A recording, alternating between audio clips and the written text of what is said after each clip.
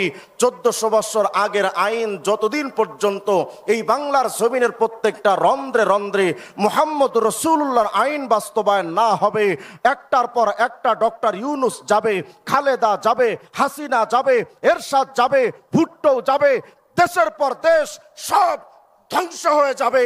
আজ পর্যন্ত 53 বছর বাংলাদেশের স্বাধীনতার বয়স চলে গেছে। কত সরকারের পর সরকার পরিবর্তন হয়েছে, একটার পর একটা সরকার চলে গেছে। আজ পর্যন্ত বাংলাদেশের একটা কোনা কাঞ্চিতে শান্তি প্রতিষ্ঠা হয়নি, হচ্ছে না, হবেও না। ডক্টর ইউনূসদের মতো কোটি কোটি ইউনূস যদি বাইরের তথ্য এনেও যদি বাংলাদেশ চালাতে চায়, কোশ্চেন কালেও বাংলাদেশ স্বাধীন হবে না যতদিন পর্যন্ত প্রতিটা সেক্টরে মুহাম্মদ আরবির আদর্শ বাস্তবায়ন না হবে। হ্যাঁ, হয়তো বলতে পারে হুজুর এই 1400 বছর আগের আইন দিয়া ডিজিটাল যুগ চলে, আদালত কেমনে চলবে, অর্থনীতি কেমনে চলবে, সমাজনীতি কেমনে চলবে? ইসলামী আইন দিয়া, মুহাম্মদের আইন দিয়া রাষ্ট্র পরিচালনা সম্ভব নয়। আমি বলি তোমরা তো সুখ শান্তিতে থাকতে চাও। কিছু কিছু নাস্তিক্যবাদ আবার এটাও বলে যে হুজুররা দেশকে শুধু পিছিয়ে নিতে চায়, তার মানে মুহাম্মদের আইন বাস্তবায়ন করলে দেশটা তো 1400 বছর আগের মডেল মানবে, তো দেশটা পিছিয়ে যাবে। আমরা চাচ্ছি দেশকে আগায় নিতে, আর হুজুররা চাই দেশটাকে পিছিয়ে নিতে। আরে দেশটা পিছিয়ে গেলে যদি ধর্ষণ বন্ধ হয়, আমার দেশকে ইউরোপ আমেরিকা বানানোর কোনো অর্থ থাকে না। দেশটা পিছিয়ে গেলে যদি চুরি বন্ধ হয়, ডাকাতি বন্ধ হয়, জেনা বন্ধ হয়, দুর্নীতি বন্ধ হয়, অর্থ পাচার বন্ধ হয়, তাহলে আমার দেশকে এগিয়ে নেওয়ার কোনো অর্থ থাকে না। আমরা চাই মুহাম্মদের আইন বাস্তবায়ন হওয়ার মাধ্যমে দেশটা সুখে শান্তিতে সমৃদ্ধিতে ভরে উঠুক। যদি তারা বলে যে হুজুর এমন কোনো উদাহরণ কি পৃথিবীতে আছে যে মুহাম্মদের আইন বাস্তবায়ন কইরা দেশটা শান্তিময় হয়েছে, যদি তোমরা এই প্রমাণ চাও তাহলে আমি তোমাকে সুস্পষ্ট বর্তমানের উজ্জ্বল দৃষ্টান্ত দিতে চায়। আফগানিস্তানের তালেবানের দিকে তাকাও। তোমার যাদেরকে তোমরা মানো তাদের মধ্যে যোগ্যতা একটা, সর্বযোগ্যতায় যোগ্যতা সম্পন্ন ব্যক্তিত্ব নয়, তবে আপনার আমার রাসূল সব বিষয়ে যোগ্যতা রাখেন। হ্যাঁ, বলবেন এখন যে হুজুর সব কিছু মানলাম, আমরাও নবীকে মানি, আমরাও মুসলমান, আমরা নাস্তিক না, কিন্তু হুজুর নবীকে সব ক্ষেত্রে মানি, মসজিদে মানি, মাদ্রাসায় মানি, খানকায় মানি, মাহফিলে মানি, হয়তো টুপিও পরি, পাঞ্জাবিও গায়ে দেই, সব কিছু করি হুজুর, কিন্তু নবীকে একটা জায়গায় আমরা মানতে পারি না, সেটা হলো রাষ্ট্র পরিচালনার ক্ষেত্রে নবীর বিধান, নবীর আইন এই দুনিয়াতে চলে না। এই জায়গাটা হলো আমার মূল পয়েন্টের জায়গায়, একটু মনোযোগ দেন। বর্তমান সময় আমাদের কিছু কিছু মুসলমান এমন আছে যারা গণতন্ত্রে বিশ্বাস করে, জাতীয়তাবাদে বিশ্বাস করে, সমাজতান্ত্রিক দল করে, যারা মানুষের রচিত আইনে বিশ্বাস করে। তারা বুঝাতে চাই এটা যে নবীর আইন সব ক্ষেত্রে চলে কিন্তু রাষ্ট্রীয় ক্ষেত্রে চলে না। আমি এ কথা সুস্পষ্ট করে বলি, 1400 বছর আগের আইন যতদিন পর্যন্ত এই বাংলার জমিনের প্রত্যেকটা রন্ধ্রে রন্ধ্রে মুহাম্মদ রাসূলুল্লাহর আইন বাস্তবায়ন না হবে, একটার পর একটা ডক্টর ইউনূস যাবে, খালেদা যাবে, হাসিনা যাবে, এরশাদ যাবে, ভুট্টো যাবে, দেশের পর দেশ সব ধ্বংস হয়ে যাবে। আজ পর্যন্ত 53 বছর বাংলাদেশের স্বাধীনতার বয়স চলে গেছে। কত সরকারের পর সরকার পরিবর্তন হয়েছে, একটার পর একটা সরকার চলে গেছে। আজ পর্যন্ত বাংলাদেশের একটা কোনা কাঞ্চিতে শান্তি প্রতিষ্ঠা হয়নি, হচ্ছে না, হবেও না। ডক্টর ইউনূসদের মতো কোটি কোটি ইউনূস যদি বাইরের তথ্য এনেও যদি বাংলাদেশ চালাতে চায়, কোশ্চেন কালেও বাংলাদেশ স্বাধীন হবে না যতদিন পর্যন্ত প্রতিটা সেক্টরে মুহাম্মদ আরবির আদর্শ বাস্তবায়ন না হবে। হ্যাঁ, হয়তো বলতে পারে হুজুর এই 1400 বছর আগের আইন দিয়া ডিজিটাল যুগ চলে, আদালত কেমনে চলবে, অর্থনীতি কেমনে চলবে, সমাজনীতি কেমনে চলবে? ইসলামী আইন দিয়া, মুহাম্মদের আইন দিয়া রাষ্ট্র পরিচালনা সম্ভব নয়। আমি বলি তোমরা তো সুখ শান্তিতে থাকতে চাও। কিছু কিছু নাস্তিক্যবাদ আবার এটাও বলে যে হুজুররা দেশকে শুধু পিছিয়ে নিতে চায়, তার মানে মুহাম্মদের আইন বাস্তবায়ন করলে দেশটা তো 1400 বছর আগের মডেল মানবে, তো দেশটা পিছিয়ে যাবে। আমরা চাচ্ছি দেশকে আগায় নিতে, আর হুজুররা চাই দেশটাকে পিছিয়ে নিতে।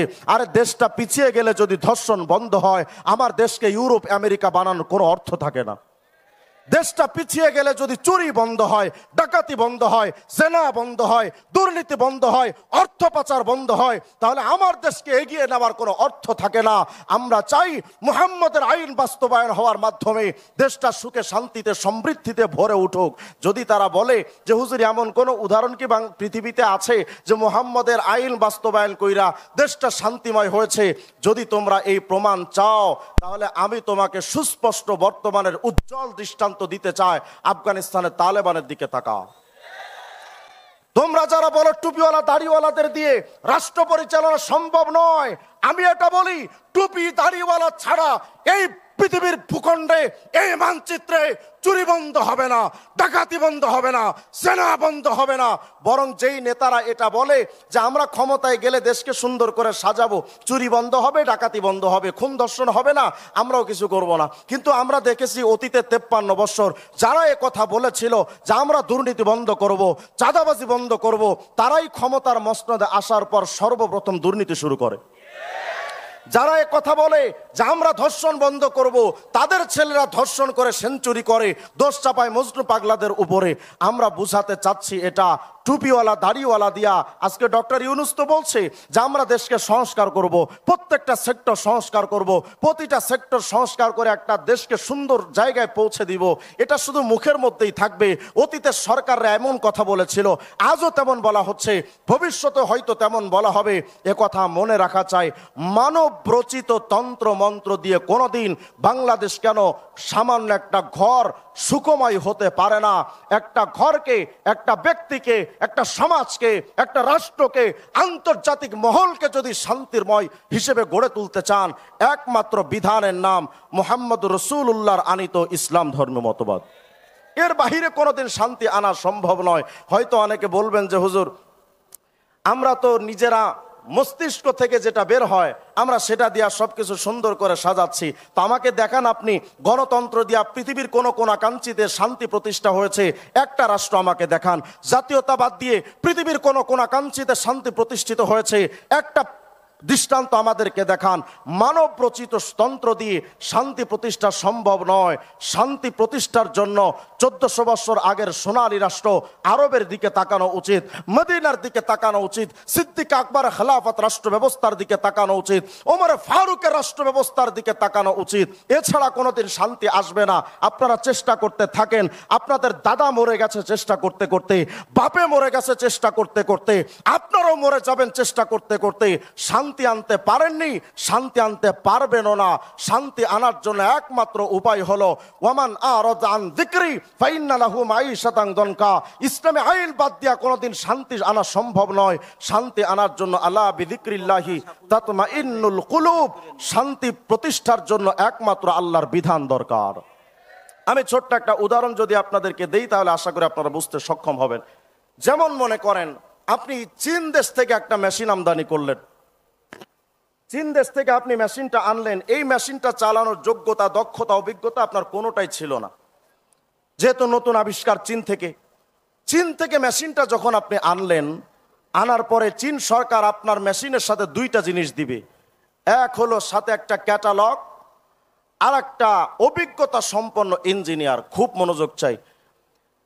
ইলেকট্রিক জিনিস কেনার সাথে দেখবেন সাথে আপনাকে ছোট্ট 2-3 পৃষ্ঠা অথবা ছোট্ট একটা বই দেয়, এর মধ্যে নিয়ম লেখা থাকে আপনি এটা এভাবে চালাবেন। তো আপনাকে এই ক্যাটালগটা দিল আর সাথে একটা ইঞ্জিনিয়ার দিল। এই ইঞ্জিনিয়ার আপনার এই ক্যাটালগ দেখে দেখে মেশিন স্টার্ট করাটা প্র্যাকটিক্যালি আপনাকে দেখায় দিয়ে যাবে। তো যখন আপনি চীন থেকে মেশিনটা আনলেন, সাথে মেশিন আসলো, ক্যাটালগ আসলো, আর একজন ইঞ্জিনিয়ার আসলো। এখন আমি তো জাতে বাঙালি, এমনি একটু ফুটাঙ্গিরি বেশি। যখন সকালবেলা চীনের ইঞ্জিনিয়ার গিয়ে আপনার মেশিন স্টার্ট দিবে প্রস্তুতি নিচ্ছে, আপনি মেশিনের লোকটার কাছে গিয়া বলছেন, কিরে বেটা কি করো সেখানে?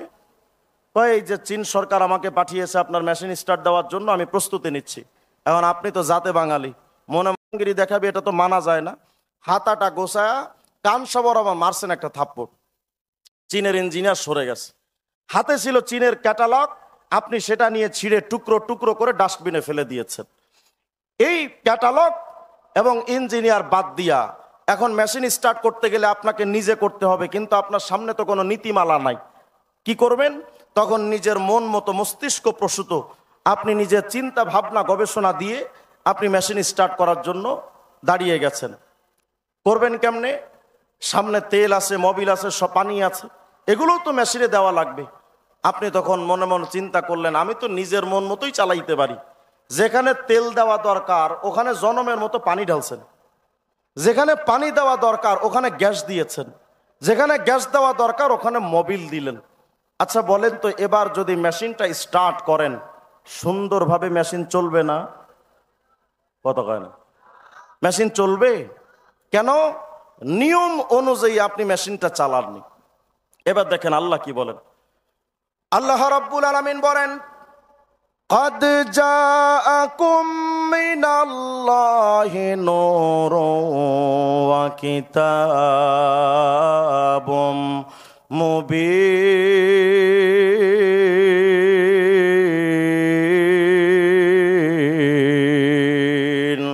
আল্লাহ রাব্বুল আলামিন বলেন, তোমার ব্যক্তিগত জীবন এটা আমি আল্লাহর বানানো একটা মেশিন। তোমার পারিবারিক জীবন এটাও আমি আল্লাহর বানানো একটা মেশিন। এরে বান্দা শোনো, তোমার সমাজ ব্যবস্থা এটাও আমি আল্লাহর বানানো একটা মেশিন। 56,000 বর্গ মাইল এই বাংলাদেশ নামক এটাও আমি আল্লাহর বানানো একটা মেশিন। পুরা পৃথিবী এটাও আমি আল্লাহর বানানো একটা মেশিন। চীনের সরকার মেশিন বানায়া দুইটা জিনিস যেমন দেয়, একটা ক্যাটালগ, একটা ইঞ্জিনিয়ার। এই দুইটা জিনিস ফলো কইরা মেশিন যদি চালাও তোমার মেশিনটা সুন্দরভাবে চলবে। কিন্তু ক্যাটালগ আর ইঞ্জিনিয়ার বাদ দিয়া মেশিন চালাইলে ওই মেশিন যেমন চলে না। আল্লাহ রাব্বুল আলামিন বলেন, গোটা বিশ্ব ভূমণ্ডল এটা চালানোর জন্য আমি আল্লাহ পাক তোমাদেরকে দুইটা জিনিস দিলাম। এক নাম্বার কিতাবুম মুবিন, কোরআন নামক একটা ক্যাটালগ, নূর মুহাম্মদুর রাসূলুল্লাহ নামক একজন ইঞ্জিনিয়ার দিলাম। এই মুহাম্মদ নামক ইঞ্জিনিয়ার আর কোরআন নামক ক্যাটালগ তথা কোরআন সুন্নাহ দিয়া যদি ব্যক্তি জীবন চালাও, ব্যক্তি জীবনটা সুন্দরভাবে চলবে। পারিবারিক জীবনটাও যদি কোরআন সুন্নাহ দিয়া চালাও, পারিবারিক জীবনও সুন্দরভাবে চলবে। সামাজিক, রাষ্ট্রীয়, অর্থনীতি, সমাজনীতি, রাজনীতি সর্ব অঙ্গনটা যদি কোরআন সুন্নাহ দিয়া চালাও তোমার সবকিছু সুন্দর করে চলবে। কিন্তু কোরআন সুন্নাহ ক্যাটালগ বাদ দিয়া, নবী নামক ইঞ্জিনিয়ারের সুন্নাহ বাদ দিয়া, নিজেদের মস্তিষ্ক প্রসূত মন মতো আইন বানায়া তোমরা যদি এই বাংলাদেশটা চালাও, 53 বছর বয়সে বাংলাদেশের নাম হইতে পারে ডিজিটাল। খবর নিয়া দেখবা সব কিছুতে শুধু ভেজাল আর ভেজাল। শান্তি আনা কোনোদিন সম্ভব নয়। মুসলমান ভাইয়েরা কথাগুলো ভালো করে বুঝবেন। পৃথিবীর প্রত্যেকটা মানুষ কাউকে না কাউকে তো মানে, সৌন্দর্যের কারণে মানে, যোগ্যতার কারণে মানে, হয়তো দানশীলতার কারণেও মানুষকে মানুষ মানে। নবীজির দানশীলতার বর্ণনা এক কথায় বলতে গেলে পৃথিবীর যে কোনো সেক্টরে যদি আপনি কোনো দান অনুদান আনতে যান, প্রত্যেকের আলাদা আলাদা দরওয়াজা আছে। আলাদা আলাদা দরওয়াজা দিয়ে ঢুকে এক একটা জিনিস দান নিয়ে আপনি বের হতে পারবেন। কিন্তু আল্লাহর নবী এমন দানবীর, নবীজির জন্য আলাদা 10টা দরওয়াজা ছিল না। নবীজির ঘরে ঢোকার জন্য দরওয়াজা ছিল একটা, বের হওয়ার জন্য দরজা ছিল একটা। দুনিয়ার দানবীরদের হয়তো 10টা দরওয়াজা, 10টা সেক্টর ভাগ থাকে। নবীজির দরওয়াজা ঢোকার জন্য, বের হওয়ার জন্য একটা। একজন মানুষ নবীর ঘরে একই দরওয়াজা দিয়ে ঢুকে একই দরওয়াজা দিয়ে বের হয়ে যাইত, আর জীবনের সমস্ত দান অনুদান নিয়ে জীবনটা সুন্দর করে আল্লাহ পাকের জান্নাতি মেহমান হয়ে যাইত। দানের ব্যাপারে আল্লাহ পাক নিজে নবীকে বলেছেন, নবী আপনি এমন ভাবে দান কইরেন না যে আপনি লজ্জিত হয়ে ঘরের মধ্যে বসে থাকেন। চার নাম্বার বিষয় হলো ভালোবাসার যোগ্যতার 4 নাম্বার ব্যাপার হলো কেউ যদি আমাকে ভালোবাসে আমিও তাকে ভালোবাসি, কারাবাত। হয়তো প্রশ্ন করবেন, হুজুর নবীজের মধ্যে এই যোগ্যতা কতটুকু ছিল? আল্লাহর হাবিবকে আমাদেরকে ভালোবাসতেন কি বাসতেন না? কতটুকু ভালোবাসতেন হুজুর একটা সামান্য উদাহরণ দেন। হাদিস শরীফের মধ্যে আম্মা জান আয়েশা সিদ্দিকা বলেন, আল্লাহর নবী একদিন আমি দেখলাম খোশ মেজাজে আছেন, হাস্যোজ্জ্বল চেহারায় আছেন। আম্মা জান আয়েশা সিদ্দিকা বলেন, আমি নবীজির কাছে গিয়া বললাম, ইয়া রাসূলুল্লাহ উদউলি, ইয়া রাসূলুল্লাহ আমার জন্য আপনি একটু দোয়া করেন, মন ভইরা একটু দোয়া করেন। আল্লাহর নবী এবার আম্মা জান আয়েশা সিদ্দিকার ব্যাপারে প্রশ্ন করলেন, আল্লাহ আমার আয়েশার অতীতের, বর্তমানের, ভবিষ্যতের জানা অজানা, স্পষ্ট প্রকাশ্য প্রকাশ্য সকল গুনাহ আল্লাহ তুমি মাফ করে দাও। আম্মা জান আয়েশা সিদ্দিকা বলেন, এমন চমৎকার দোয়াটা যখন আমার নবী আমার জন্য করেছেন, আমার মনটা এতটা খুশি হয়ে গেল যে আমি হাসতে হাসতে নবীর উরুর উপরে আমার মাথাটা পড়ে গেছে। আল্লাহর নবী প্রশ্ন করেন, আয়েশা রে এত আনন্দ কেন, তুমি এত খুশি হইলা কেন? হযরত আয়েশা বলেন, ইয়া রাসূলুল্লাহ এমন একটা দোয়া আপনি আমার জন্য করেছেন, প্রতিটা মানুষের জন্য জীবনটা আলোকিত হওয়ার জন্য এই একটা দোয়াই তো যথেষ্ট। নবী এমন একটা চমৎকার দোয়া আপনি আমার জন্য করেছেন। আল্লাহর হাবিব বলেন, আয়েশা এই দোয়াটা তো তোমার শোনায়া তোমার জন্য একটা বার করেছি, কিন্তু আয়েশা রে জানো আমি আমার উম্মতকে এতটা ভালোবাসি, এই দোয়াটা প্রতিদিন 5 ওয়াক্ত নামাজের পরে আমার সকল উম্মতের জন্য করি। আল্লাহর নবী আমাদেরকে এতটা ভালোবাসতেন। আম্মা জান আয়েশা সিদ্দিকা বলেন, কোন একটা রাত্রে আমি ঘুম থেকে জেগে গেছি, কুমতু যাতা লাইলাতিন, হঠাৎ ঘুম থেকে জেগে আমার পাশেই তো নবীজি ঘুমানো ছিলেন, কিন্তু ঘুম থেকে জেগে দেখি আমার পাশে নবী নাই। নবী কই? ফাআতলুবুন নাবিয়া, এবার আমি আমার নবীকে খুঁজতে বের হইলাম, নবী কই? আম্মা জান আয়েশা বলেন, আমি খুঁজতে খুঁজতে জান্নাতুল বাকির কবরস্থানের দিকে গেলাম, যা দেখি মায়ার নবী আমার জান্নাতুল বাকিতে কাইমান ইয়াকুলু ইয়া রব উম্মতি ওয়া সাজিদান ইয়াকুলু ইয়া রব উম্মতি।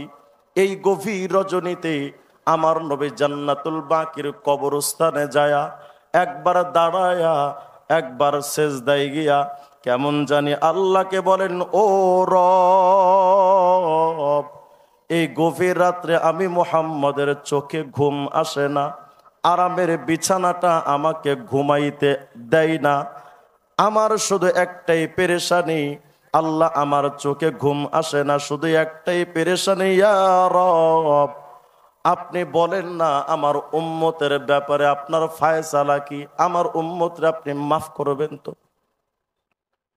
আম্মা জান আয়েশা সিদ্দিকা বলেন, পেছন থেকে আমি গিয়া নবীকে বললাম, ইয়া রাসূলুল্লাহ আনাসিতাল কুরআন লিআজালি হাদিল উম্মাহ, ইয়া রাসূলুল্লাহ উম্মতের প্রতি আপনার এতটা মায়া, আমার তো মনে হচ্ছে আপনি আজকে উম্মতের মায়ার কারণে কোরআন শরীফের তেলাওয়াতটাও ভুলে গেলেন। নবী বলেন, আয়েশা রে তুমি তো আজকে শুধু একদিনের আমার উম্মতের প্রতি এই মায়ার দৃষ্টান্ত দেখেছো, কিন্তু আয়েশা মনে রেখো, মা দুমতু ফিল হায়াতি আকুলু ইয়া রব উম্মতি, আমার নিঃশ্বাস যতদিন চালু থাকবে ততদিন আমার জবান থেকে উম্মতি উম্মতি চলবে। ওয়া ইযা দাখালতু ফিল কবরি আকুলু ইয়া রব উম্মতি, এমন কি আয়েশা যেই দিন আমি নবী ইন্তেকাল করব, আমি যেই দিন কবরে ঢুকবো আমার জবান দিয়া তখনও চলতে থাকবে উম্মতি উম্মতি। শাহ ওলিউল্লাহ মুহাদ্দিস দেহলভী তার একটা ফার্সি কিতাবের মধ্যে ছোট্ট একটা সনদ ছাড়া একটা কথা উল্লেখ করেছেন। আল্লাহর হাবিব যখন ইন্তেকাল করেন, নবীজির দেহ মোবারকটাকে যখন কবরে রাখা হয়, আল্লাহর নবীর লাশটা দেহ মোবারকটাকে যখন কবরে রাখা হবে, কয়েকজন সাহাবী নবীজির দেহ মোবারকটা কবরে রাখার জন্য যারা নেমেছিলেন, সর্বশেষ হযরতে আব্বাস রাদিয়াল্লাহু আনহুর একটা সন্তান তিনিও নেমেছিলেন। ওই সাহাবী সর্বশেষ কবর থেকে বের হবেন। ওই সাহাবী বলেন, আমি আল্লাহর রাসূলের কবর থেকে যখন শেষবার কবর থেকে যখন বের হব, আমি মনে মনে ভাবতেছিলাম, আহারে, এতদিন তো মনে কোনো কষ্ট থাকলে নবীজির দরবারে হাজির হইতাম, মায়ার নবীর চেহারা মোবারকের দিকে তাকাইলে তো মনটা খুশি হয়ে যেত, মনে কোনো দুঃখ আর থাকতো না। কিন্তু আজকে তো মায়ার নবীর বিদায়, আজকের পরে তো আর মায়ার নবীকে কোনোদিন দেখার সুযোগ হবে না। এই চেহারা মোবারকটা দেখে মনটাকে প্রফুল্ল করার সুযোগ আর হবে না।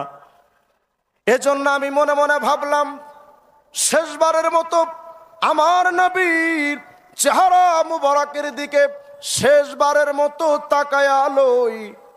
ওই সাহাবী বলেন, আমি যখন আমার নবীর চেহারা মুবারকের দিকে শেষবারের জন্য নজর করেছি, আমি তাকায় দেখি মায়ার নবীর ঠোঁট মোবারক, ঠোঁট দুটো এমন নড়াচড়া করতেছিল, অথচ নবী কবরে শোয়া, নবীজির ঠোঁট মোবারক এমন নড়াচড়া করতেছিল। আমি মনে মনে ভাবলাম, নবীজির ইন্তেকালের পরও জবান মোবারকটা, ঠোঁট দুটো এমন নড়াচড়া করে কেন? শাহ ওয়ালিউল্লাহ মুহাদ্দিসে দেহলভী কথাটা নকল করেছেন। সাহাবী বলেন, আমি যখন আমার নবীর ঠোঁট নড়াচড়া দেখেছি, মায়ার নবীর ঠোঁট মোবারকের সাথে আমার কানটাকে যখন নবীজির ঠোঁটের কাছে আমি নিলাম, ঠোঁটের কাছে কানটা নিয়ে আমি তখন শুনতে পাচ্ছি মায়ার নবী ফিস ফিস আওয়াজ দিয়া, আজকে কবরে শুয়ে শুয়েও ফিস ফিস আওয়াজ দিয়া বলতেছিলেন, ইয়া রব উম্মতি। এতটা মায়া আপনার আমার নবীর ভিতরে। মুস্তাদরাকে হাকিমের মধ্যে আসছে, আল্লাহর নবী কিয়ামতের ময়দানে সমস্ত মানুষকে যখন কিয়ামতের বিস্তৃত ময়দানে হাজির করা হবে, আল্লাহর হাবিব বলেন, লিল আম্বিয়া মানাবিরুম মিন যাহাব, কিয়ামতের সমস্ত নবীদের বসার জন্য চেয়ার থাকবে, স্বর্ণ দিয়ে বানানো চেয়ার। সমস্ত নবীরা ফায়াজলিসুনা আলাইহা, সব নবীরা তাদের চেয়ারের মধ্যে বসে যাবে, কাতারে কাতারে সকল নবীরা বসা। আল্লাহর হাবিব বলেন, কিয়ামতের ময়দানে সমস্ত নবীরা তাদের চেয়ারের মধ্যে যখন কাতারে কাতারে বসে যাবে, ওয়ায়াবকা মিম্বারি লা আজলিসু আলাইহি ওয়া ফি রাওয়ায়াতিন লা আকুদু আলাইহি, সমস্ত নবীরা তাদের চেয়ারে বসে থাকবে, কিন্তু শুধু আমি মুহাম্মদের চেয়ারটা খালি থাকবে, আমি আমার চেয়ারের মধ্যে বসবো না। ও নবী, আপনার চেয়ারের মধ্যে আপনি বসবেন না, কোন কারণে, কি অসুবিধা? আল্লাহর নবী বলেন, সমস্ত নবীরা তাদের চেয়ারের মধ্যে বসে যাবে, আমিও যদি আমার ওই চেয়ারের মধ্যে বসে যাই, মাখাফাতা আইয়ুবাসা বি ইলাল জান্নাহ ওয়া ইয়াবকা উম্মতি মিন বাদি, এর উম্মতেরা জানো, আমি যদি ওই চেয়ারের মধ্যে বসে যাই আর ফেরেশতারা সব নবীদের সাথে আমাকেও ধইরা যদি জান্নাতে আগে ঢুকায়া দেয়, আমি যদি নবীদের সাথে আগে ভাগে জান্নাতে ঢুকে যাই, ওয়ায়াবকা উম্মতি মিন বাদি, আমার উম্মত তো আমার পেছনে পড়ে থাকবে, আমার উম্মতদেরকে দেখবে কে? এজন্য আমি নবীদের চেয়ারে বসবো না।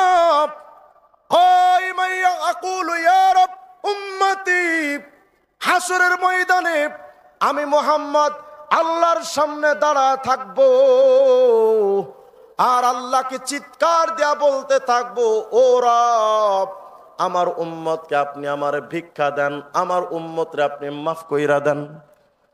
দুনিয়াতেও একদিন নবীজি নামাজের পরে বসে বসে কাঁদতেছিলেন। জিব্রিল আমিনকে আল্লাহ পাঠিয়ে দিলেন, জিবরাইল রে, আমার ইদহাব ইলা মুহাম্মদ, মুহাম্মদের কাছে যাও, আর মুহাম্মদ রে জিগাও আমার নবী কাঁদে কেন। জিব্রিল আমিন এসে প্রশ্ন করেন, নবী আপনি কাঁদেন কেন? নবী বলেন, জিবরাইল রে, আমার মনে শুধু একটা পেরেশানি, আমার উম্মত রে আমার আল্লাহ মাফ করবেন তো?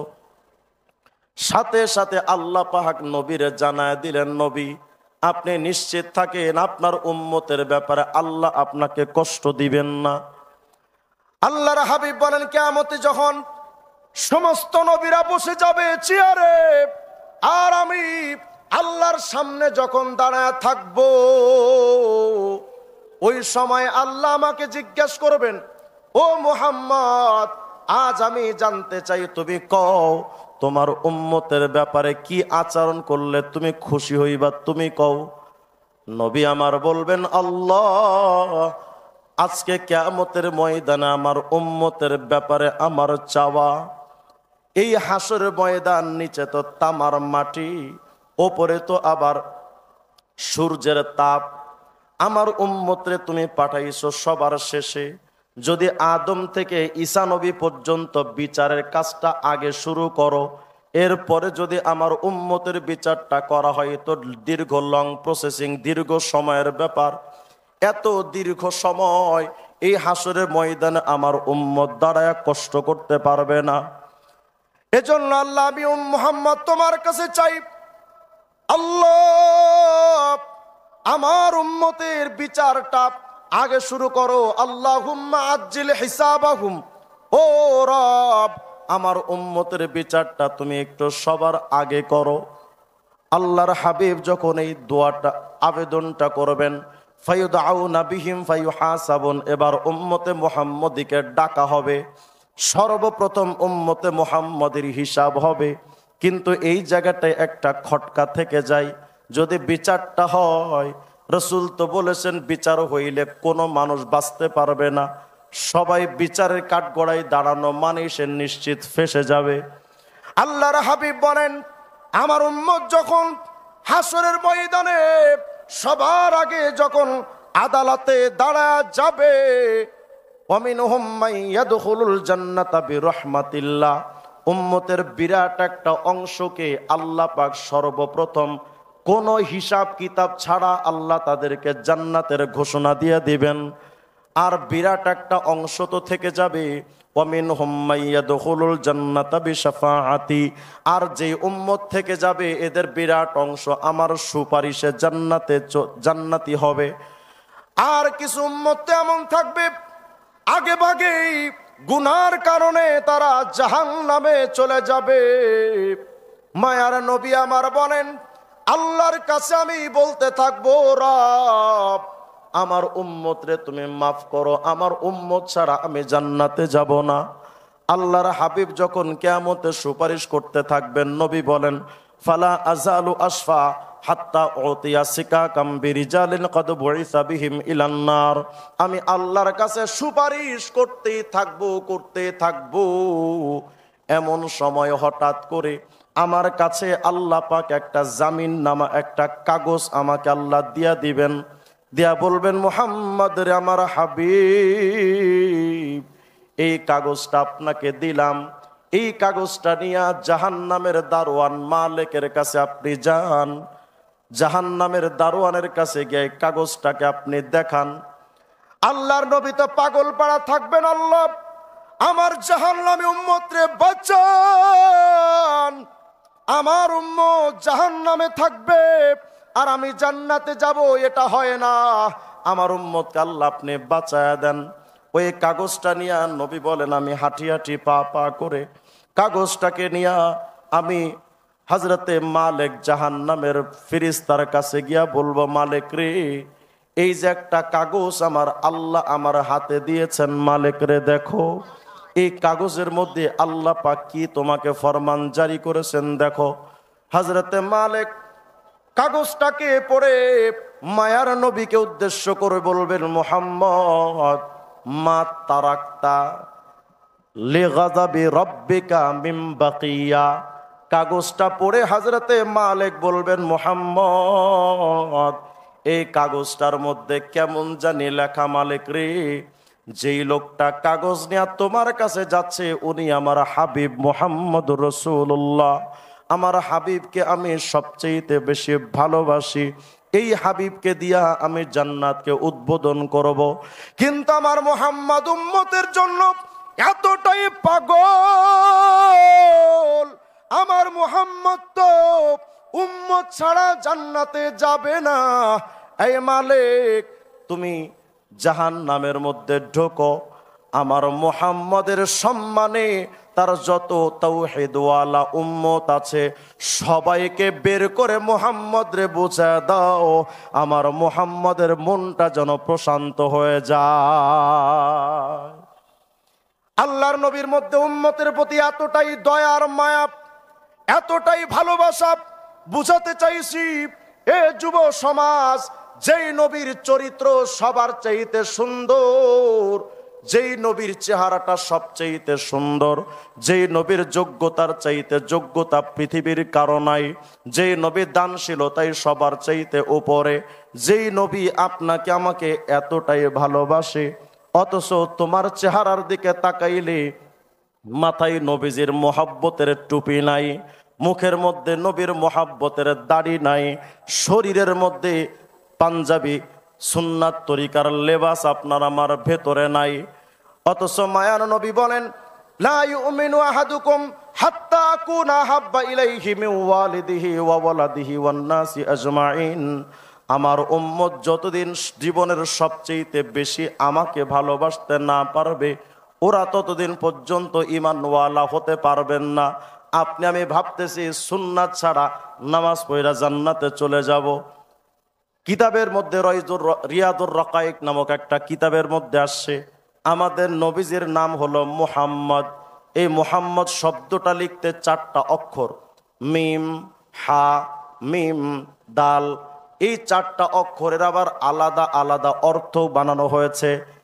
মিম আল উলা ইশারাতুন ইলাল মুলকিল আউয়াল ওয়া হুয়া দুনিয়া। মুহাম্মদের প্রথম মিম মানে মুলকে দুনিয়া, অর্থ হলো দুনিয়া। মিম আস-সানিয়া ইশারাতুন ইলাল মুলকি সানি ওয়া হুয়াল আখিরা। মুহাম্মদের দ্বিতীয় মিম মানে মুলকে সানি, অর্থ আখিরাত। মাঝখানের হা ইশারাতুন ইলার রাহমা, হা মানে আল্লাহর রহমত।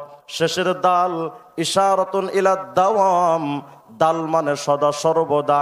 অর্থ হলো মুহাম্মদের প্রথম মিম মানে দুনিয়া, দ্বিতীয় মিম মানে আখিরাত, হা মানে রহমত, দাল মানে সদা সর্বদা।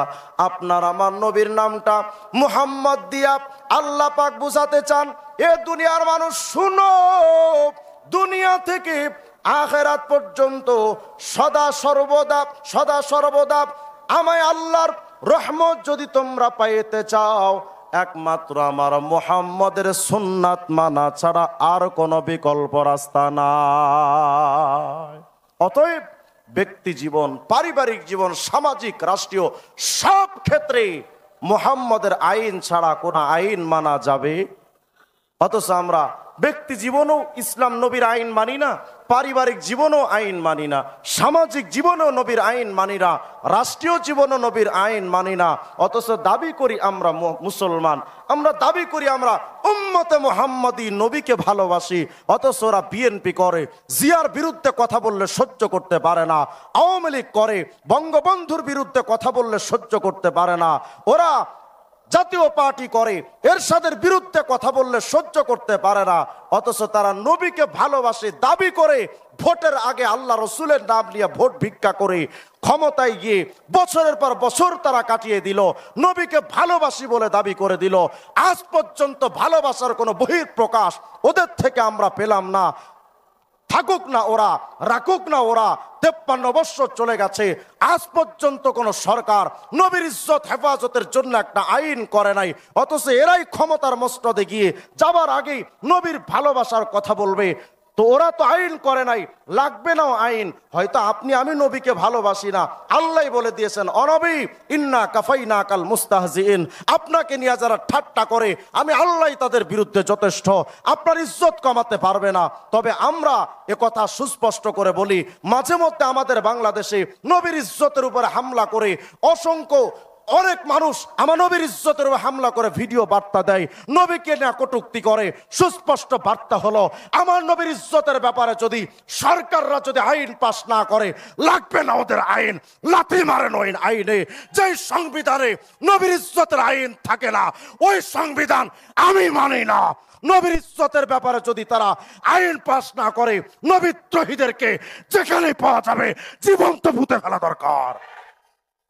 সরকার আইন কি বলবে, প্রশাসন কি বলবে, রাষ্ট্র কি বলবে, কিচ্ছু বুঝি না। যদি বঙ্গবন্ধুর ইজ্জতের বিরুদ্ধে কথা বললে তার ব্যাপারে যদি আইন থাকতে পারে, নবীর ইজ্জতের ব্যাপারে আইন হওয়া দরকার। আইন যদি না করেন তা আমরা নিজেরা নিজেদের আইন হাতে তুলে নিতে বাধ্য হব। প্রস্তুত থাকবেন ইনশাআল্লাহ? হয়তো অনেকে আমাদেরকে বলবেন যে নবীর বিরুদ্ধে কথা বললো আর তারা আপনারা অমুক, তাকে মেরে ফেললেন, তারা আপনারা এই করলেন সেই করলেন। ফারাবী ভাইকে দীর্ঘ কয়েক বছর পর্যন্ত তারা কারারুদ্ধ করা হয়েছিল। আমরা স্পষ্ট করে বলি, মুসলমানদের আবেগকে ভাবতে শিখুন, মুসলমানদের আবেগকে বুঝতে শিখুন। আপনারা যেমন জিয়াকে ভালোবাসেন, আপনারা যেমন মুজিবকে ভালোবাসেন, আমরা আমাদের নিজের জীবনের চাইতে নবীকে ভালোবাসি। সুতরাং নবীর বিরুদ্ধে যদি আমার বাবাও কথা কয়, মাও কথা কয়, সন্তান কথা বলে, রাষ্ট্রপতি প্রধানমন্ত্রী, এমনকি আমার কলিজার টুকরা আপন কেউ যদি নবীর বিরুদ্ধে কথা বলে, জীবন বাজি রেখে যুদ্ধে নেমে যেতে বাধ্য হব। প্রস্তুত থাকবেন তো ইনশাআল্লাহ? শুধু মাহফিলে ঠিক ঠিক বলে লাভ নাই। আমাদের আবেগ শুধু মাহফিলে সীমাবদ্ধ থাকে, এই জায়গা থেকে বের হয়ে বাস্তবমুখী ভালোবাসা প্রদর্শন দরকার। প্রস্তুত থাকবো তো ইনশাআল্লাহ? নবীকে ভালোবাসার জন্য আজকে থেকে সুন্নাতের আমল চর্চা হোক, মাথা থেকে পা পর্যন্ত নবীর ফ্যাশন ছাড়া আমরা কিচ্ছু মানি না ইনশাআল্লাহ। আল্লাহ তাআলা আমাদের সবাইকে তৌফিক দান করেন। আসসালামু আলাইকুম ওয়া রাহমাতুল্লাহি ওয়া বারাকাতুহু।